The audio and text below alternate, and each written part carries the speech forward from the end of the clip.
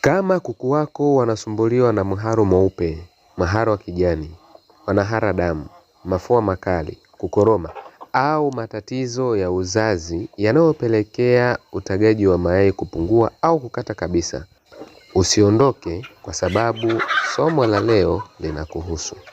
Na leo nakwenda kukuonyesha mchanganyiko wa maajabu wa tiba asili namba 2 utakao kusaidia kutibu na kukinga magonjwa 5 kwa gharama nafuu sana.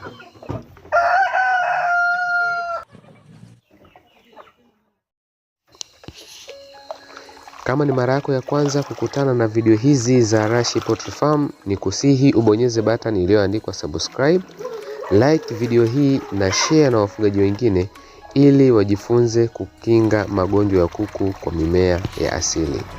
Mchanganyiko wetu unahitaji hii mimea mitatu ambayo inapatikana jikoni kwako na nje ya nyumba yako. Mmea wa kwanza ni majani ya mpera. Wafugaji wengi wanajua majani ya mpera kama tiba ya kuharisha pekee, lakini mmea huu ni duka kamili la dawa nyumbani kwako. Kwanza ni kiboko ya mharo, kwa sababu yana kemikali asili zinazosinyaisha tumbo na kukata haraka mharo mweupe, wa kijani au kuhara damu kwa kuku wako. Pili ni antibiotiki na muuaji wa minyoo. Juisi ya mpera inasafisha mfumo wa chakula, inaua vijidudu wabaya na inafukuza minyoo wanaokula virutubisho wa kuku wako. Tatu, inaongeza kinga na utagaji. Majani ya mpera yana vitamini C kwa wingi sana. Vitamini hii inaondoa msongo wa mawazo au stress kwa kuku inayotokana na joto kali au baridi, huku ikiamsha mfumo wa uzazi ili kuku wako watage mfululizo. Mmea wetu wa pili utakaotumia leo ni tangawizi. Kama kuna mmea unaopaswa kuuheshimu kwenye banda lako la kuku wa kienyeji, basi ni tangawizi. Tofauti na mimea mingine, tangawizi inafanya kazi kubwa kwenye mfumo wa hewa na mzunguko wa damu. Kwanza ni kiboko ya mafua sugu. Tangawizi ina asili ya joto inayoyeyusha makamasi na kukata chafya na kufungua njia ya hewa ili kuku wako wasikorome, hasa wakati wa baridi au mvua. Pili, inaamsha viwanda vya mayai. Mmea huu unapanua mishipa na kusukuma damu yenye virutubisho kwenda moja kwa moja kwenye mfumo wa uzazi. Hii inachochea homoni za utagaji na kufanya kuku wako watage mfululizo. Na tatu, inafungua hamu ya kula. Tangawizi inaamsha vimeng'enya vya tumboni, hivyo kuku anapata hamu kubwa ya kula, anachakata chakula kwa haraka na kuongeza uzito kwa kasi. Na mmea wetu wa tatu ni kitunguu saumu. Kitunguu saumu si kiungo cha jikoni tu, bali ni antibiotiki ya asili yenye nguvu zaidi duniani kulinda kuku wako wa kienyeji. Kwanza ni kinga na muuaji wa magonjwa.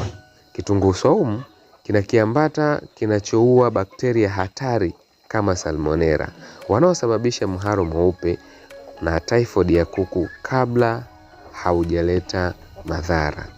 Pili, kiboko ya mafua na kukoroma. Kitunguu saumu kinasafisha njia ya hewa na kupunguza uvimbe makooni, kuzuia kuku wako wasipate chafya au sauti za kukoroma wakati ya baridi. Na tatu, kitunguu saumu kinasafisha njia ya mayai. Mmea huu unayeyusha mafuta mabaya tumboni mwa kuku wako yanayoweza kuziba mfumo wake wa uzazi, jambo linalomweka kuku kwenye uzito sahihi wa kutaga mfululizo. Na faida ya ziada ya kitunguu saumu, harufu yake ya asili ikiingia kwenye damu ya kuku inafukuza utitiri na wadudu wabaya wanaomshambulia kuku kwenye ngozi. Namna ya kuandaa. Hatua ya kwanza, chukua majani mabichi 10 hadi 15 ya mpera, ongeza kipande kimoja cha tangawizi, weka punje 5 hadi 10 za kitunguu saumu. Twanga au saga kwenye blender mchanganyiko huu wote kwa pamoja hadi ulainike. Sasa chukua maji masafi ya kunywa lita 5, mimina kwenye mchanganyiko wako kisha ukoroge vizuri. Baada ya hapo, chuja kupata maji safi ya kijani yasiyo na machicha. Hapo dawa yako iko tayari. Wape maji haya kwa siku 3 hadi 5 mfululizo kila mwezi kama kinga ya kudumu ya kulinda banda lako dhidi ya mabadiliko ya hali ya hewa. Ufugaji wa asili unaokoa mfuko wako na unakupa kuku wenye afya bora. Kama una swali, niandikie kwenye comment hapo chini, lakini kama video hii imekufaa usisahau kubonyeza button imeandikwa subscribe, lakini pia ubonyeze button imeandikwa like na share video hii ili kuwasaidia wafugaji wengi wa kuku wa kienyeji. Rashi Poultry Farm, tunafuga kwa maarifa, tunazalisha kwa faida. Tukutane kwenye video ijayo.